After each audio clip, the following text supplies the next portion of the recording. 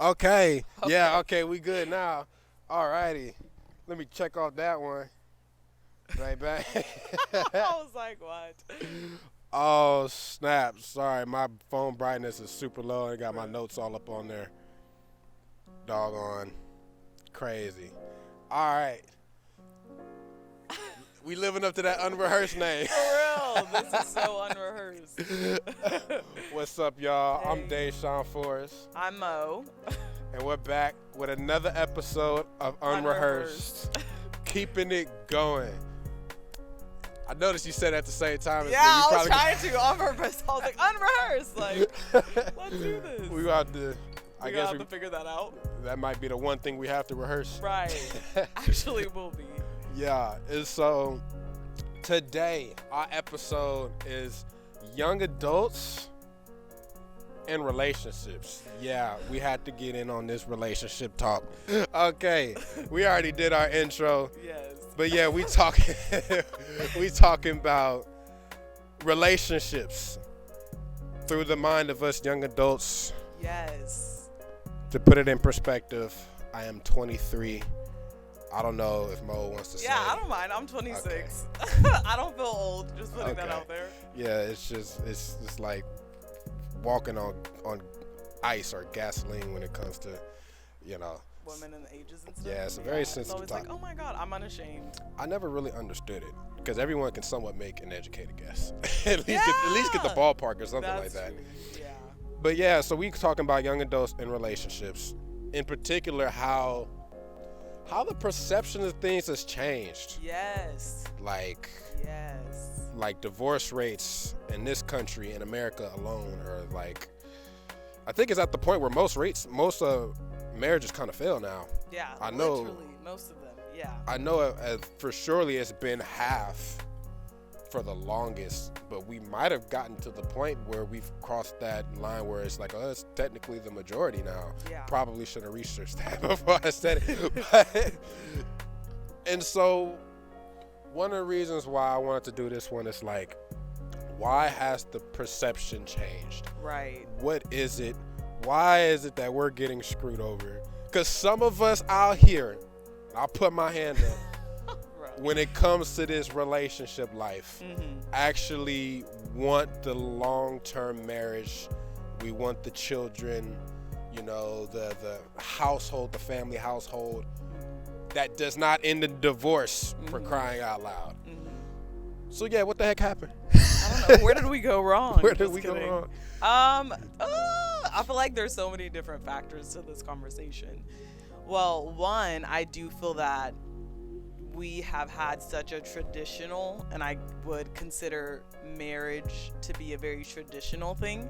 And I just feel that as time has gone by, because divorce rates are so high, and because, myself, like I have siblings and I know people who have gotten divorces, it would make marriage look so much more unappealing because there's more failures than successes. Yeah, the outside looking in. Yeah, so it just outweighs it. And also, I just feel that we just live in a different society. Before it was very much promoted, the nuclear family, like a man and woman. And then we just have, men and men and women and women. And so even that like changes the whole marriage dynamic and conversation, and if people want it or not.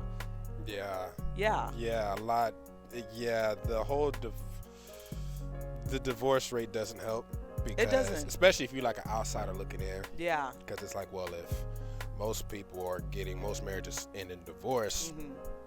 it's like, well, forget in sickness and in health, till death do us part. What's the Yeah. purpose of the vows if we just gonna quit midway? I get that part. That makes a lot of sense because it's like, well, if you're not gonna, because it's a commitment. Yeah. And it's like, if you're not going to keep up with it in the bad times, in the good and the bad times, it's like, well, why even go through why bother?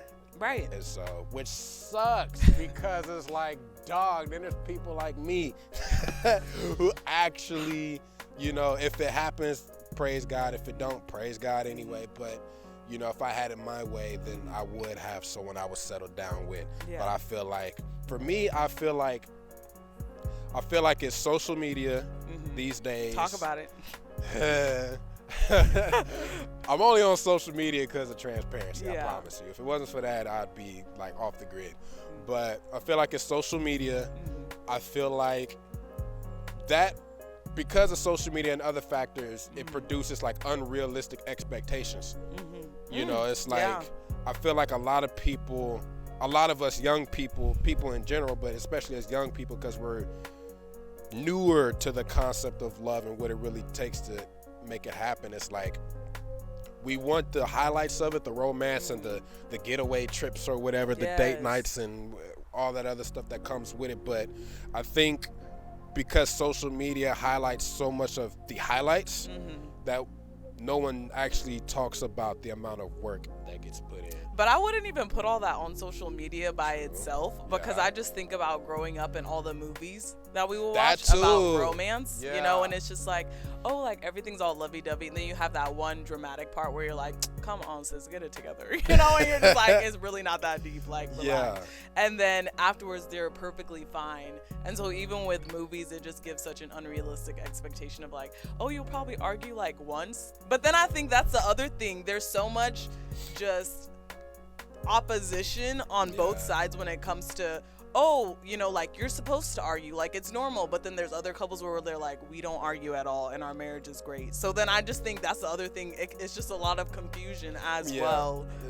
Yeah, it's like I guess it's like, you know, every marriage is different because people are different. Right. And so I know It's like, I know people that constantly argue but have been married for like over 50 years. Right. Yeah. And I know people who hardly argue at all, have been married over 30 years. Yeah. And then I know people who got divorced after like 6 months, if that. And so I think I forgot about the movies. The movies definitely play a part in it as well, because Yeah. it's like, for the sake of telling a compelling story, they'll have like one little arc of like conflict, and then, you know, the tears cry, the sad song plays, but then they kind of work it out, and it's just the way it ends, like happily ever after type of thing. Yeah. And not to say you ain't gonna get no happy moments. In a It's marriage. horrible. Just kidding. Not to say you're not gonna get that, but I just feel like because of the movies, the social media, and because we gravitate so much to that, we let that shape our perception. Yes. You know, we don't often go to our parents if they're still together, or our grandparents if they're still together, or any couple who's been together for a while, married for a while, and actually be like, okay, how did you actually make this work? Yeah. We know the romance is the romance, and the date nights or whatever y'all do to just keep things, you know, energetic and stuff like that. But when things get tough, how does that work? What is compromising actually? What's the form of compromise? How does that look like? Yeah. And stuff. What are moments where you actually, you know, was like fed up? It's like, man, bro, but y'all decided to stick through it. Like, what are the phases of y'all relationship that weren't all that good, but y'all got through it? You know, like movies and stuff. It's not necessarily going to show all of that, because it's trying to make a dollar. It's trying to sell tickets Right. and stuff like that. But I think it's that, and then it just kind of keeps getting passed down. And then I also think it's like, I ain't trying to get in nobody's business, but I also think it's like, it really, like, whatever the culture of the household is Yes. important. I agree. Like, you typically replicate what you grow up seeing. Yes, I agree. And I can speak on yeah, that as like a yeah. person who grew up in a household where it was a single mom and where it was a single mom. And it was just 5 kids. Like, I can completely relate to that. And I just feel that because I've never had that example of, you know, a healthy marriage in general. Because most of my, like, I have 10 siblings and we're all half siblings. But, you know, like, we black, so, like, we don't do that half sibling nonsense. It's like, this is your sister and your brother. But, you know, to grow up and just to, like, have this example, not only my mom, but really just, like, all of my aunts and uncles. Like, I probably have 2 family members who are still married right now and have, like, healthy, whole, like, marriages. But everyone else, it was just always, like, you know, have sex out of marriage, like, and, you know, what's the point of, like, getting with this person, like, or they could be together for years and it's like, oh, like, what's the point of getting married? Like, we have kids, we have the house, like, you know, we have all the things. So then it's all of the components of it, Yeah. just without the actual like commitment part, which Right. is, for me, I mean, to each their own, but you know, I came up in a Christian household, and so, you know, my parents are still together, been together for over 30 years. You know, they definitely obviously have had their highlights and stuff, and they keep having their highlights, but then there was moments where it's like, okay, the household's kind of struggling, Yeah. and stuff like that. And so I've been blessed and able to see, just from an outsider, you know, kid growing up perspective, it's like, okay, there's actually work that goes into this. Yeah. Like, the love is for surely there, Mhm. but it's a lot of work and effort that goes into this. Yeah. And then going to school and meeting other people. Not everyone necessarily comes up the same way as you, and it's like, you know, get into certain relationships with you know, girls who came up in a similar type of household as me, and it's like, next you know, we're conflicting, you know, we're having problems because I came up in a safe household where, you know, pops is there. I don't have no deadbeat dad, no deadbeat moms. Period. You know, been together over 30 years. Yeah. But then maybe who I'm dating, pops ain't in the home. Yeah. Stuff like that. Or Yeah. maybe mom ain't made the best decisions. Mhm. Maybe pops ain't made the best decisions. Yeah. It's just a broken family dynamic. And it's like, for me, I feel like, bruh, Now you leaning back. I lean back on this because it's like, it gets portrayed into the culture, into the music and stuff like that. And it's like I said, you know, you often replicate what you see. Yeah. And so if it's constantly in the music and it's constantly either in the movies or the music or on social media, it's like, it loses its value amongst the upcoming generation. Yeah. And so it's like, now people our age is like, what's the point of marriage? Right. But the first thing my dad always says, like, you know, the first thing God, you know, instituted was marriage, was the family dynamic. Yeah. And so it's very important. But these days it's like eh. Yeah. I actually have conversations with my younger sister. How old is she? She's like 22. So like not younger than you. But we have a lot of conversations.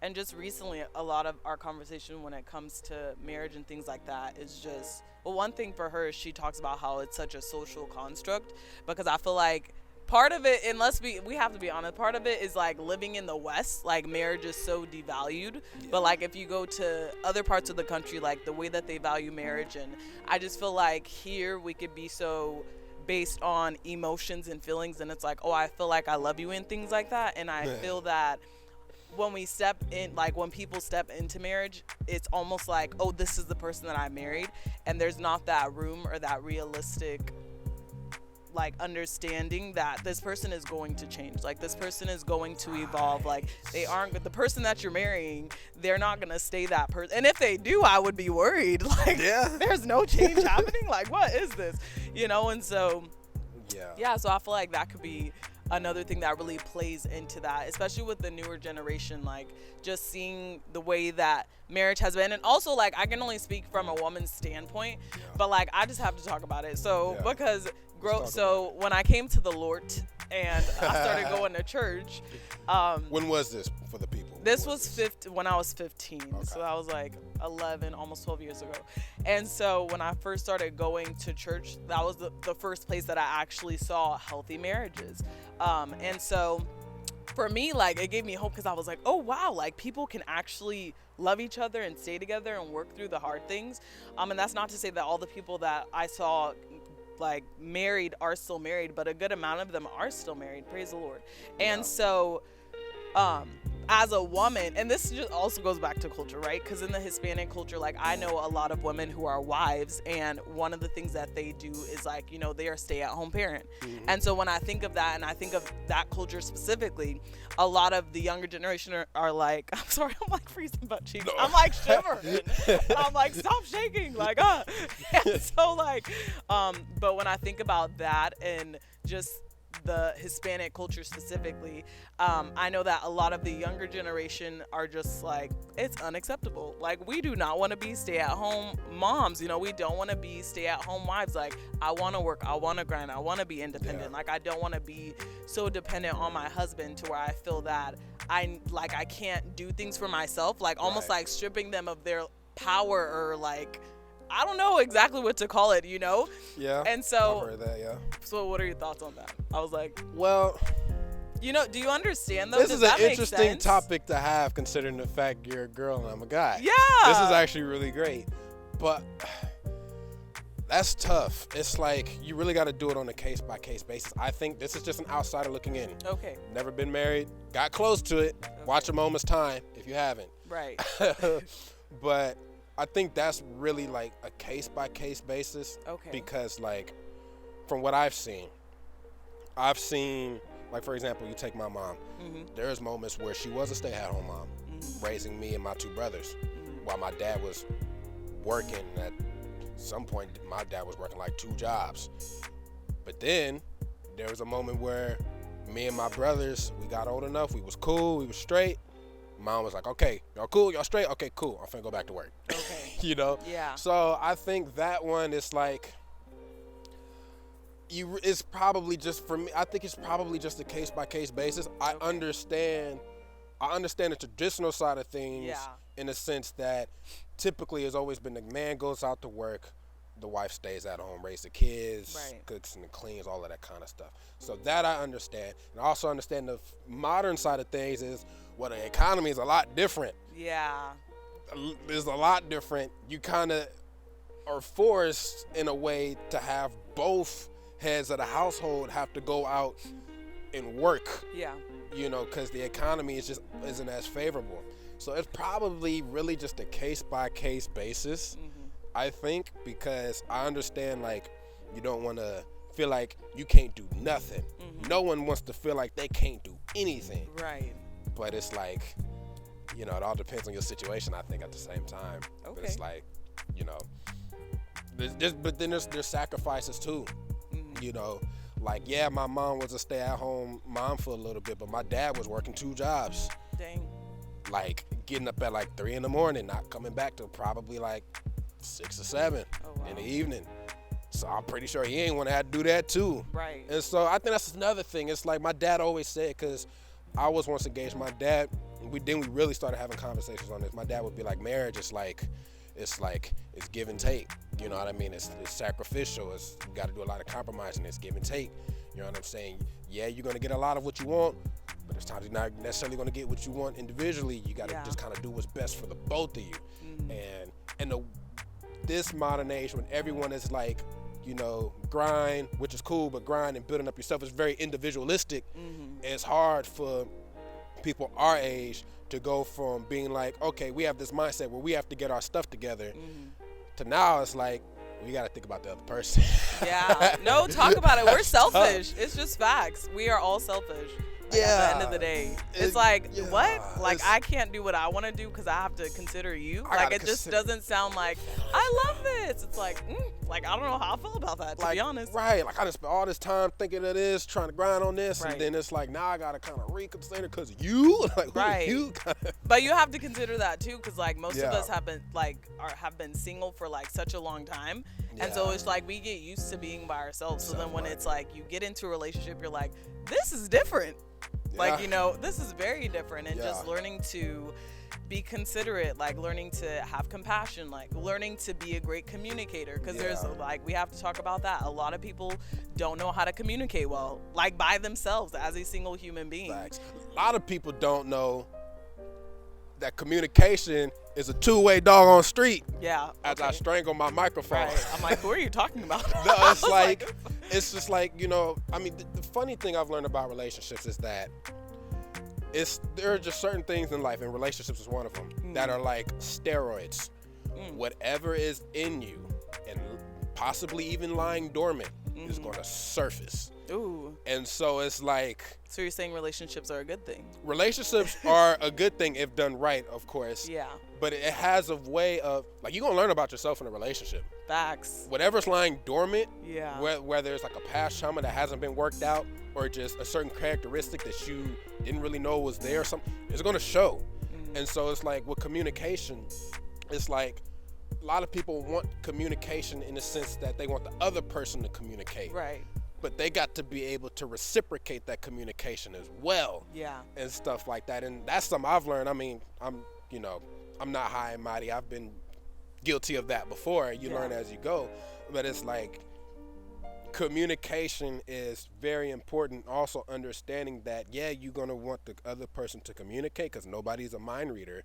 But you gotta make sure you communicating as well to the fullest extent and matching that communication that they're bringing forth and just creating a healthy environment to communicate because it's a two-way street. Yeah. It's a two-way street. There's some notes I had on my phone. But yeah, like I kind of feel bad a little bit for our generation because I feel like we're kind of missing it. Dang, I'm getting sad. I feel like, not trying to get sad or anything, but I feel like we're kind of missing the value. It's a reason why marriage has stuck around this long.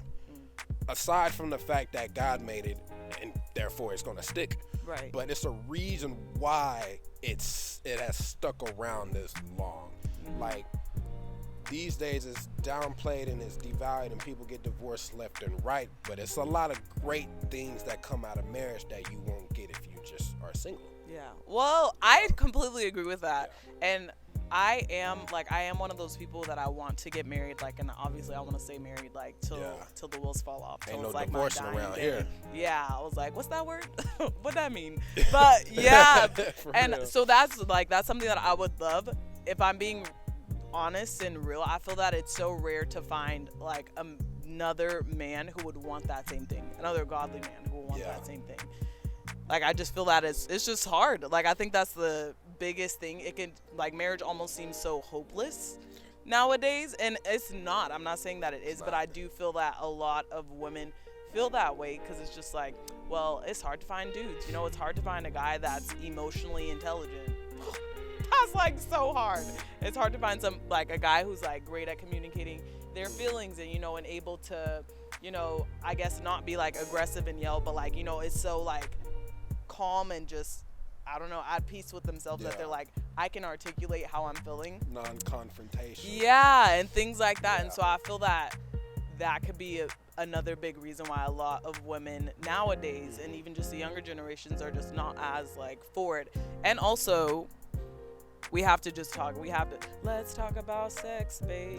We gotta talk about it, because that's the other thing too. Like, let's be real. A lot of times, like, people, they're like, oh, like, I'm getting it all. You know, I have everything. Like, you know, we have the relationship, we have the sex, we have the place together. So then again, it's like, why do we need to get married? You know, I've heard so many people say that it's just a piece of paper and things like that. So I'm just like, okay.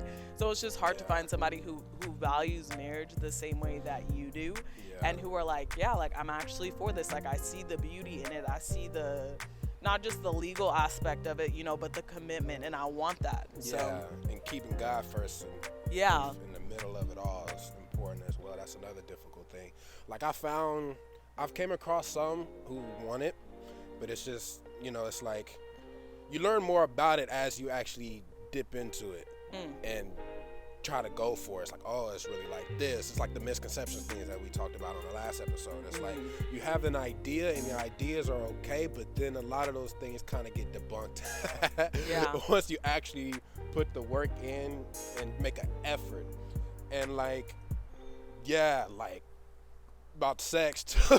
It's like it's just facts. It's like, I find that a lot of people around our age, like, we want all of like the aspects of it, the, you know, the sex and the emotions and the whatever benefits come along with it, but once the commitment has to, you know what I mean, once things get to the test, you actually gotta like prove your commitment, then it's like, you know, knees start to shake a little bit. But I find that, like, you know, what I've always been taught is that, like, if you do it God's way and you actually understand that it is working, like you said earlier, it's like people are going to change.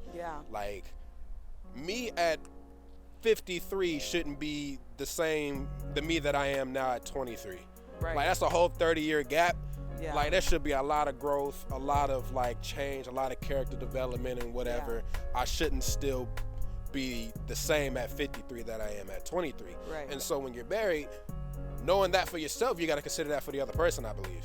And so you kind of probably going to have to spend time getting to know the person all over again. Because they got older, things changed, maybe health Yeah. issues came, maybe y'all are parents now, or just all of these kind of things. And I feel like our people our age, we're not always considering that. It's just like we want the high life. All Yeah. those kind of things. It's just facts. I have a note on my phone, and we'll talk about this, I guess, briefly. And this is one of my pet peeves. Well, one of the things that really like gets like on my nerves and grinds my gears. It's the I have a note that says, "Why is cheating in side pieces normalized?" Like, that is the worst thing you can do in a relationship, married or not, boyfriend, girlfriend, married, wherever status of your relationship is. Cheating is like the number one deal breaker typically.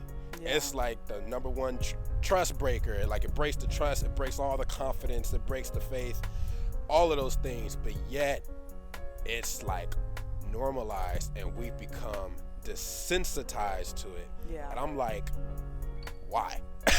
Like, how? When did we get to a point where this is like, it's gotten almost comical? Yeah. And it's like a bunch of memes are made on it, and it's like, well, like, why is that? So that was like a note I had that we could, I guess. Like, hit. why? Why? Well, I'm not somebody who's ever cheated, thankfully. So Same. I'm just like, Praise God. Yeah. Dang, I don't know. I have a lot of family members who have been cheated on. Aw. And I know, I like use the voices. And I actually know a lot of uncles and cousins who have side pieces. And we get into conversations about it, and I'm just kind of like, so what's going on? Because I don't understand. Like, you're Why? with this one main person, but yet you keep going over here. There's just so many reasons, honestly. There's so many reasons, but I feel like when people cheat, it reflects on themselves more than it reflects on the person that they're cheating on. Because I feel like a lot of times when somebody does cheat, let's say that a man cheats on a woman, like, the woman kind of self-reflects and she's like, oh, what could I have done better, and all those things. But really, I just feel that it could be a lack of communication on the man's side, where it's like, oh, like, you're not like voicing out your needs. And yeah, so yeah, cheating, side pieces. I'll never understand it. Me personally, I don't either. I don't get it. Like, I don't know. I'm one that's like, if there's an issue at hand, I know, like, the importance of communication. I'd rather talk about it. Yeah. You know what I mean? Like, running around and doing whatever makes things a whole lot worse. Yeah. So I never really understood it. Obviously, I knew some partners coming up that was wild. I knew some females coming up that was wild. Man, come on. No, yeah, it's both. You know what I'm saying? I know folks that done got hurt. I know folks who have done the hurting. Yeah. And I'll just outside of looking in like, bro, what are y'all doing? Like, just split. Yeah. Like, y'all can do whatever y'all want. If y'all just break up, y'all ain't got to, like, do what y'all want to do at the cost of the other person. Yeah. Because it hurts, it hurts the person deep, and, like, if they don't know how to deal with that kind of pain and process things, it'll stick with them for a long time. It'll stick with them for years. And so it's like, that's one of the things I never understood is, like, why? I know. Like, and it doesn't help that some of the memes on cheating are hilarious, bro. Right. I'm not gonna cap. Some of the memes be having me rolling, but when you get aside, when you get past from the humor of it, it's like, yo, that is far from okay. Yeah. Like, we're doing this at the expense of another person. Yeah. It's like, there are extreme cases where folks cheat and then folks go after people and get and then violent. they end up on Snapped. Yeah, and get violent. But, that's not most cases. Those are just like the extreme side of things. But that's what you risking when it's like, that's why I said about relationships, it's like steroids. Whether it's a good relationship or a bad relationship, whatever is in you is going to surface in some sort of way. Yeah. If you crazy as heck and someone do you dirty, you might be prone to acting out and doing some wild stuff. Right.